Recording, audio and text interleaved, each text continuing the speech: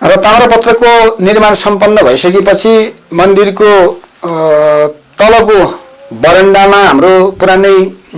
स्लेटहरू लगाएको पत्थर लगाएको बरन्डा रहेको थियो र त्यो पनि जीर्ण भएको अवस्थामा हुँदाखेरि हिजो अस्ति 2-3 वर्षदेखि हामीले त्यो बरन्डालाई पनि पुनर्निर्माण गर्ने उद्देश्यका साथ हामीले त्यो अभियानलाई पनि सञ्चालन गरेका छौँ र त्यसका लागि आवश्यक पर्ने सालको काठहरू धनगढी तराईबाट ल्याइ पुर्याइसकेका छौँ र त्यो के अरे बरन्डामा लाग्ने स्लेट पाथरहरू बैतडी बजाङको बोर्डर धौलागडा भन्ने ठाउँबाट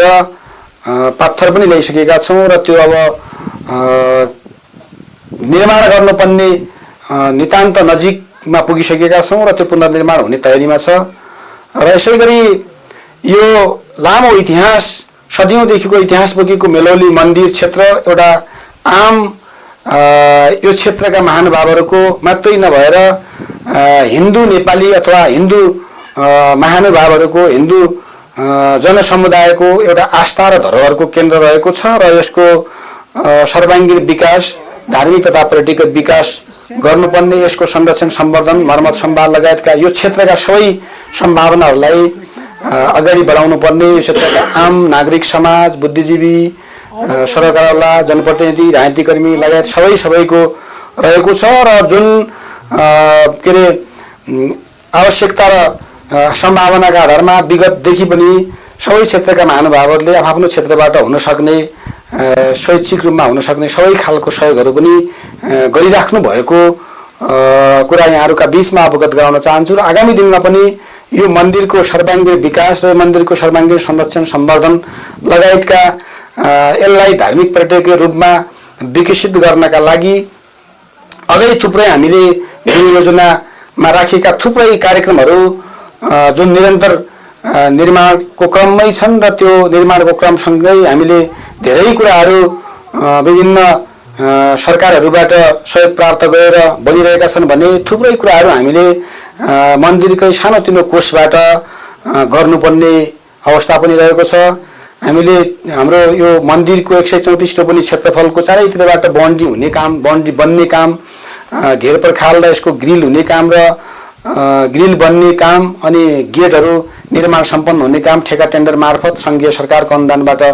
मेलौली नगरपालिका को ठेका मार्फत सम्पन्न हुने क्रममा छ। त्यसपछि हाम्रा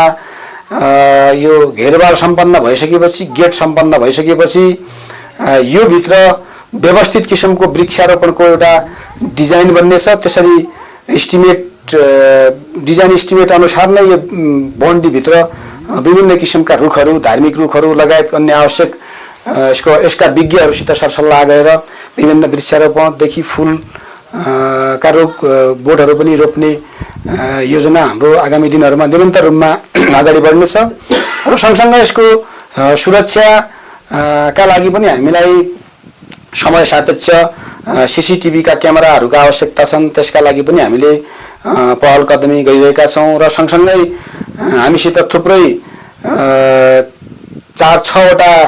चर्पी निर्माण सम्पन्न भइसकेका छन्। अझै थुप्रै चर्पीहरूको आवश्यकता छ। चर्पी मात्रै भएर सम्भव हुँदैन, त्यसका लागि प्रशस्त पानी हामीसित आवश्यक पर्ने हुन्छ। फुलबारी वृक्षारोपण गरिएको बोट बिरुवालाई जोगाउनदेखि लिएर सरसफाइका लागि चर्पी प्रयोग गर्नका लागि पनि पानी प्रशस्त हुनुपर्ने आवश्यक छ र पानीका लागि पनि हामीले अझै पहल कदमी गर्नुपर्ने र निरन्तर रूपमा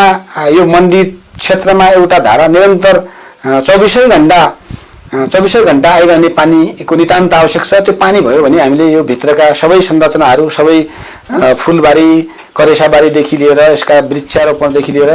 सबै सरसफाइका गतिविधिलाई हामी व्यवस्थित तरिकाले अगाडि बढाउन सक्ने छौँ भनेर हामीले यसरी योजना बनाएर अगाडि बढिरहेका छौँ र सँगसँगै यसको सर्वाङ्गीण विकासका लागि सबै राजनीतिक दल सबै राजनीतिकर्मी सबै जनप्रतिनिधि समाजसेवी बुद्धिजीवी आम नागरिक समाज र यो मन्दिरका आस्थावान सम्पूर्ण भक्तजन महानुभावहरूले सक्दो आफूले सक्ने जति शैक्षिक रूपमा हरेक बेला सहयोग गरिराख्नु भएको छ र अझै यसका सहयोग भन्ने कुरा अथवा यसको विकास निर्माणका क्रममा सधैँका लागि फुलफिल हुने भन्ने कुरा हुँदैन। आवश्यकता समयले हरेक चिज बदलिँदै जान्छ र हरेक कामका लागि हामीले समय अनुकूल थप्दै जाने बनाउँदै जाने अझ आवश्यकता अनुसार हामीले हरेक कुराहरू निर्माण गर्दै जाने। यसको मर्मत सम्वाददेखि रङ्गरोगनदेखि सबै कुराहरूमा थुप्रो खर्च लागिरहेको छ र जुन खर्च हामीले हाम्रो मन्दिरको सामान्य स्रोत भनेको एउटा जात्रा मेलाबाट उठ्ने चन्दा, स्टल वितरणबाट उठ्ने चन्दा र सामान्य नवरात्रि पर्वबाट उठ्ने चन्दा मात्रै रहेको छ अहिलेसम्मको हाम्रो स्थायी स्रोत भनेको। र अबका दिनमा हाम्रो खर्चका स्रोतहरू थुप्रै बढिरहेका छन्। हाम्रा 5-6वटा गेटहरू निर्माण सम्पन्न हुँदैछन्, त्यसका रङ्गरोगनदेखि लिएर चारैतिर बाउन्ड्री निर्माण सम्पन्न हुँदैछ, त्यसमा ग्रिल लाग्नेछ, ग्रिलका रङ्गरोगनहरूदेखि लिएर सबै किसिमका के अरे मर्मत सम्भारका कुराहरूमा पनि हाम्रो थुप्रो खर्च बढ्ने आकार देखिएको छ र त्यही आकार अनुसार हामीले अबका दिनमा खर्चको आवश्यकता परिपूर्ति गर्नका लागि पनि हामीले थुप्रै कार्यक्रम गर्नुपर्ने आवश्यक छ, जसका फलस्वरूप हामीले यो मन्दिरमा सधैँ नित्य पूजा नियमित रूपमा नित्य पूजा गर्नुपर्ने अत्यन्त आवश्यक छ। सबै भक्तजन महानुभावहरूले पटक पटक सुझाव सल्लाह पनि दिइराख्नु भएको छ र त्यसअनुसार हामीले यो मन्दिरमा सधैँ के अरे पूजापाठ गर्ने पण्डितजीहरू उपलब्ध हुने गरी नित्य पूजाको व्यवस्थापन गर्नेछौँ र त्यसबाट पनि हामीसित थोरै खर्च के अरे उठ्नेछ र उठ्ने मात्रै होइन, फेरि लगानी पनि हुनेछ। नियमित रूपमा बस्ने गुरुजीहरूका लागि पनि आवश्यकता उनीहरूका के अरे उनीहरूलाई पनि थोरै हामीले पारिश्रमिक दिनु पर्ला। विभिन्न खर्च बढ्छ पनि र खर्च आउँछ पनि। यसरी हामीले आगामी दिनमा नित्य पूजा अनि CCTV क्यामेरा लगायत यो मन्दिर क्षेत्रको सर्वाङ्गीण विकासका लागि विभिन्न ठाउँमा के अरे यो फुलबारीहरू गार्डनहरू बनाउने र अनि वृक्षारोपण गर्ने किसिमका गतिविधिलाई हामी यो बाउन्ड्री निर्माण भइसकेपछि व्यवस्थित तरिकाले एकदमै द्रुत गतिमा अगाडि बढाउने योजनाका साथ हामी काम गरिरहेका छौँ र यी यावत कामहरूका लागि आम यो मेलौली क्षेत्रसित सरोकार राख्नुहुने सम्पूर्ण आमा बुवा दाजुभाइ तथा दिदीबहिनीहरू सबैमा स्वदेश तथा विदेशमा बस्नुहुने सबैमा हामी